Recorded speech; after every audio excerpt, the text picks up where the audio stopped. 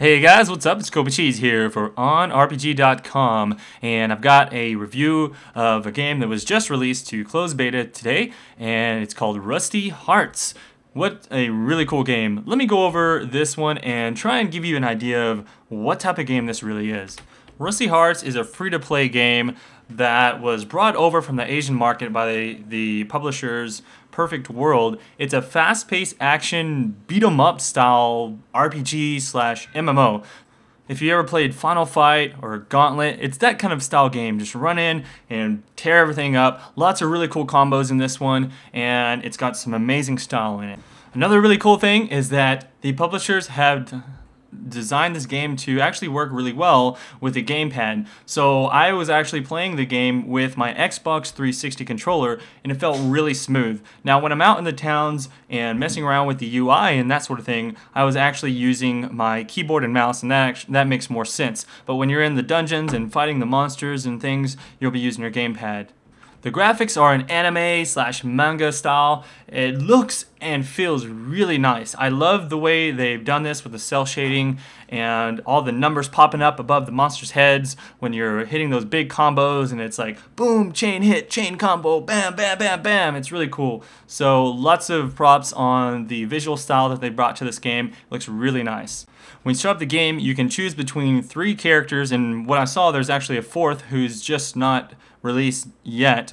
And right now you can choose between Franz, who is a tankier, plate-wearing DPSer. He uses swords and axes, and he just runs in there and beats stuff up from close range. Tude is more of your monk-style brawler. He employs fist weapons and claws and chains together really quick, lightning fast, up close combos, boom, boom, boom. And then your final character, the one that I played through for most of my experience, was Angela, and she's more of a caster style character, so she's going to be using the big damaging spell abilities at medium to long range to destroy her opponents, and big like AoE area of effect type stuff. So that was really fun. The quests that you do are picked up from town, and then you carry them out within instance-based dungeons. So you progress by going through the dungeon in normal difficulty first, and then you go through hard and then very hard difficulty. As you go higher up, the monsters, you'll get more monsters, and then even extra types of monsters on the very hard difficulties. And of course, the bosses will do extra attacks. At the end of each level, you'll fight a pretty cool little boss fight. Each one has its own little setup that you can do as well. As you go through the dungeons, you'll get loot dropped from monsters, whether it's items that you'll use later for crafting or potions, or you'll get items that you can actually wear. If you're actually playing with somebody else, then any item that's green or blue quality will be automatically rolled upon, and you guys can trade on that later after you're done with the dungeon if you so choose. Another thing that drops are these little red and blue orbs, which automatically refill a small amount of your HP and your mana, so that as you progress through the dungeon, you don't have to just spam a bunch of health potions the whole time. It's more about just killing the monsters quickly and moving on, so it keeps the action fast-paced and enjoyable. Another thing that will drop is these cards that are, gold, or sorry, mostly like bronze and silver cards, which will drop from these monsters, and these are actually used at the very end of the dungeon. At the very end of the dungeon, you will see a deck of cards, and you choose randomly one of the cards that you want, and it'll flip it over, and if you're lucky, you'll pick one of the cards, like a bronze or silver, and you'll get a nice quality item out of that. Otherwise, you'll just get a bit of extra gold.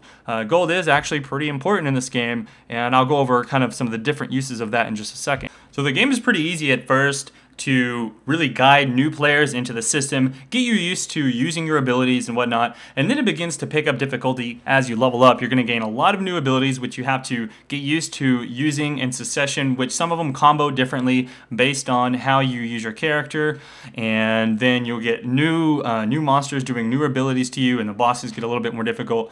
Again, it is really easy as you first start out, but as you get into the later levels, past level, 15, 16, that sort of thing, you will start to see the difficulty pick up. Once you hit level 10, you'll actually be able to use your secondary item, or sorry, your secondary weapon. So for Franz, he starts off using a sword, and then he goes off to use an axe. And then for Angela, I start off using my magic sword, and then I can use a scythe, which is good enough reason to play that character right off the bat, right?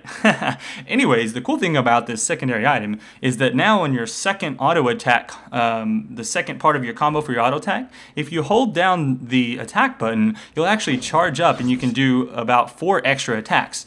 So if I charge up once, I'll do like one type of swinging spell. If I charge up 2 bars, then I'll be able to do this giant purple thing up in the sky. And then if I do it for 3 times, I'll be able to throw my scythe. And so there's a lot of really cool combinations of abilities that you can do. Also, using the secondary item changes a few of my abilities as well. So my magic missiles no longer shoot 2, they shoot 3. And my flame wall will no longer actually make a little flame wall. It'll actually use the scythe to hit the ground really hard and shoot people up in the air in a flame. So really cool customization with the items and the abilities, and lots of things to really learn as you move on to the game. And that's exciting because it keeps the game fresh, and it keeps it fast and action-paced, and keeps you on your toes and learning. And there's a lot more abilities. I was already looking through the tree of abilities that you can learn, and I've only just scratched the surface. So the game is really exciting as you move on, and I have to give them props for doing that.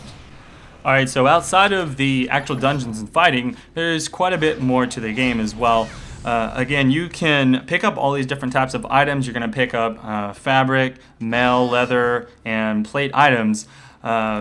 Like most games will force you to wear only one type, so they'll say, hey, you can wear fabric, or hey, you can wear plate. In this game, you can wear whatever you want. However, you'll probably want to stick to your particular item type. So for Angela, she wears fabric because each piece gives an extra bonus. You get a passive bonus for wearing the right type of armor, and that's going to add up quite a bit across all of the items that you do wear.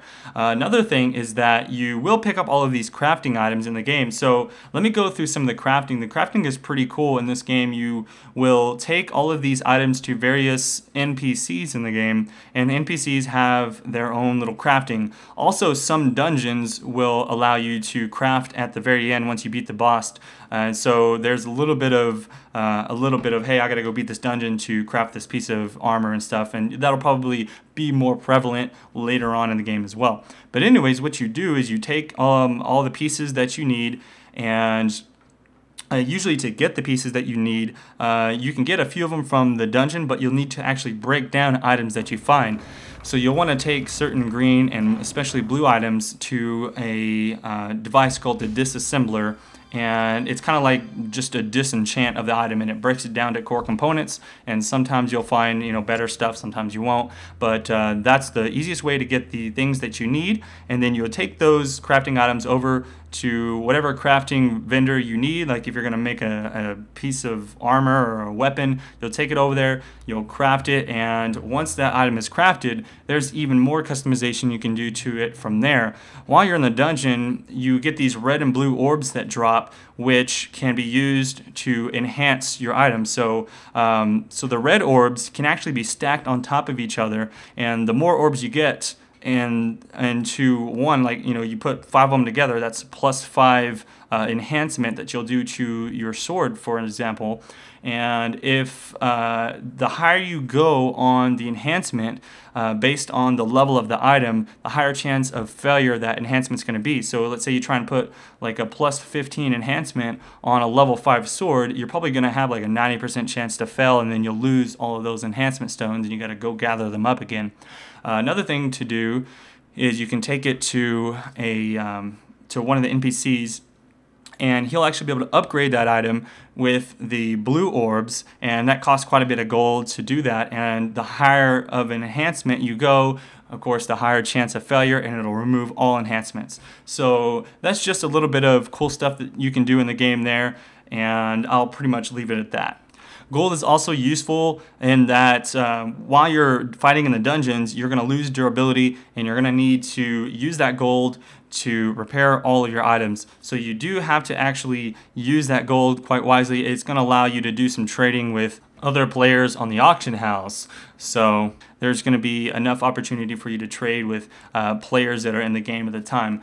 Now, the final thing that I would like to talk about with this game is the PvP, and I'll say this, PvP is hella fun in this game. So right away, I looked at the PvP, and there's ladders, there's custom game lobbies, whatever you like to do, so there's a lot of variety in there, and there's also several different game types which you can play, and if you're familiar with the games like Super Smash Brothers, then you probably be familiar with the game types in this one. So you've got like deathmatch, team deathmatch, where it's just whoever can get the most kills wins. But then you've also got the last man standing mode, where you'll have maybe 4v4, and whoever's the last one alive wins that one. And then they've got a tag team where you'll have one player at a time go against one player from the other team, and whoever wins just keeps going until somebody kills them. And essentially, whatever team is the last one standing, like that, is going to go forward. So that was really cool. I had a lot of fun with the PvP because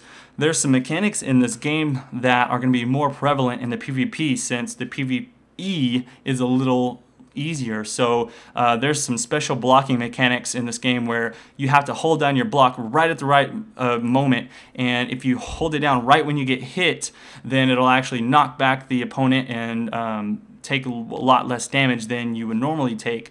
And then there's also some roll mechanics. So if you get knocked up and chain comboed, you can double tap and roll out every once in a while if you have enough combo bars built up. So there's some really cool mechanics that you're going to take advantage of to come out ahead in PvP. And so you really have to work around, dodging people's combos and their initiations, and run in and do some cool stuff. So I had a lot of fun with that, and I really look forward to playing this game in the future. And I mean, it's so fun. I did play it with my roommate quite a bit, and playing together with your friends is going to be so much fun going into PvP. So definitely pick this game up. It's free to play, so you're not losing anything. It's fairly easy to get into. There's not a huge learning curve or anything like that. And overall, if you want to learn more about the game, be sure to head over to OnRPG.com. We're also discussing the game on OnRPG.com/boards, and subscribe to our channel to see more game reviews, trailers, and that sort of thing for free-to-play games.